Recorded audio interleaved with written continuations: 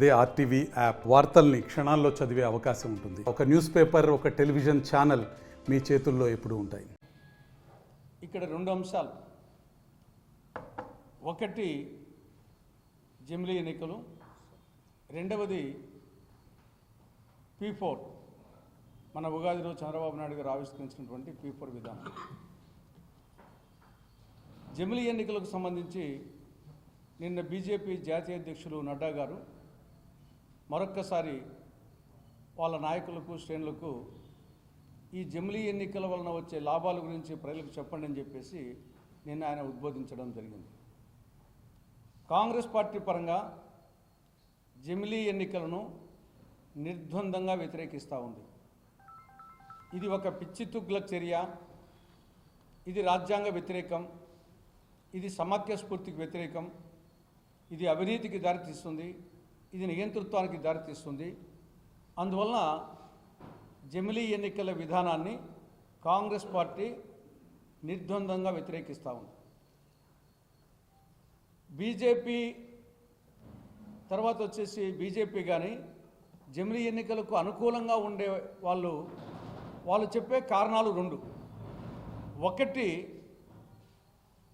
ప్రభుత్వానికి ఎన్నికల ఖర్చు తగ్గుతుంది. రెండవది, మోడల్ కోడ్ ఆఫ్ కాండక్ట్ వలన అభివృద్ధి కార్యక్రమాలకు ఆటంకం కలుగుతూ ఉంది. కాబట్టి జమిలీ ఎన్నికలైతే అభివృద్ధి పీటీ ఉష తిన్న పరుగులు తీస్తుంది అని వాళ్ళు చెప్పే రెండు కారణాలు. ఆ రెండు కారణాలు కూడా ఏమాత్రము సహేతుకంగా లేవు. ఒకటి, ఖర్చు తీసుకుంటే కేంద్ర రాష్ట్ర బడ్జెట్లలో ఎన్నికల ఖర్చు 0.001%. కేంద్ర రాష్ట్రాల బడ్జెట్లో ఎన్నికల ఖర్చు తీసుకుంటే 0.001%. ఇన్సిగ్నిఫికెంట్. ప్రజాస్వామ్య పరిరక్షణ కోసం బడ్జెట్లో 0.001% ఖర్చు పెట్టడం అనేది ప్రజాస్వామ్యం కోసం అది ఖర్చు కిందనే లెక్క రాదు. ఇక రెండవది, మోడల్ కోడ్ ఆఫ్ కాండక్ట్ వలన అభివృద్ధి కార్యక్రమాలు నిలిచిపోతాయంటున్నారు.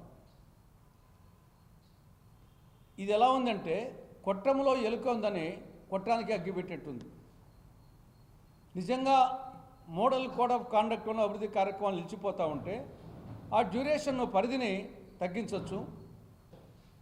దట్టు పాత పథకాలకు ఇబ్బంది ఏం లేదు, ఆల్రెడీ ఆన్గోయింగ్ పథకాలు కంటిన్యూ చేసుకోవచ్చు.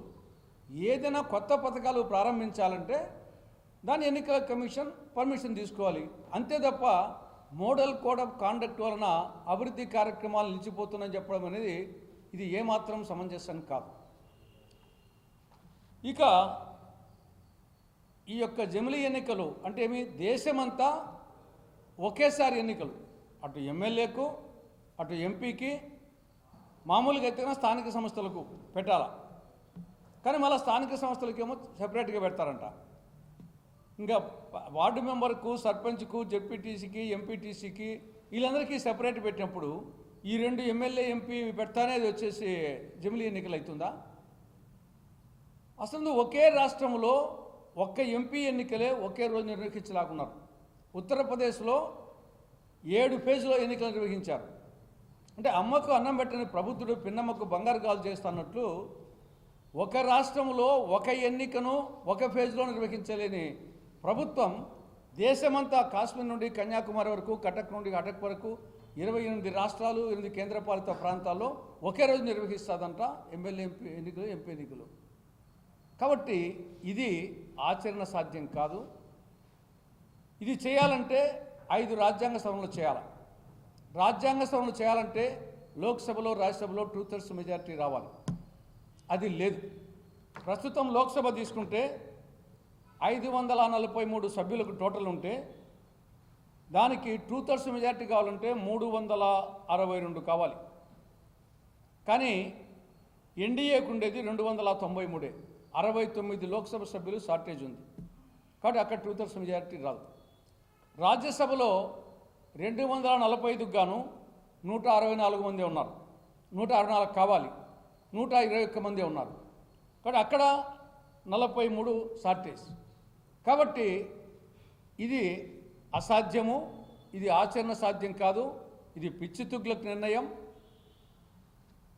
కాబట్టి కాంగ్రెస్ పార్టీ దీన్ని టూత్ అనేది వ్యతిరేకిస్తూ ఉంది. ఇది జమిలీ ఎన్నికలకు సంబంధించి. ఇక రెండవది, మొన్న ఉగాది నాడు చంద్రబాబు నాయుడు ఒక గండికోట రహస్యం కనుక్కున్నాడు. P4 విధానం అంటే 4 పీలు, ఇంగ్లీష్ పీలు. 1 పబ్లిక్, 2 ప్రైవేట్, 3 పీపుల్, 4వది partnership. Public, private, people, partnership.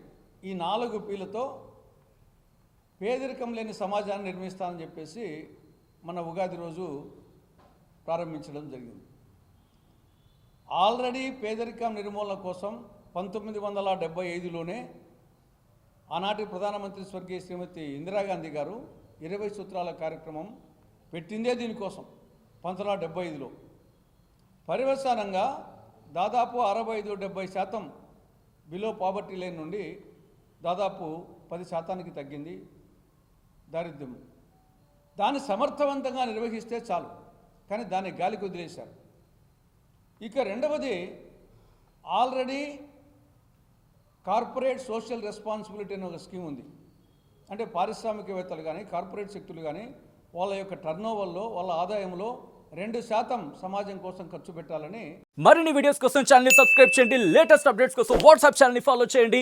And link description లో ఉంది.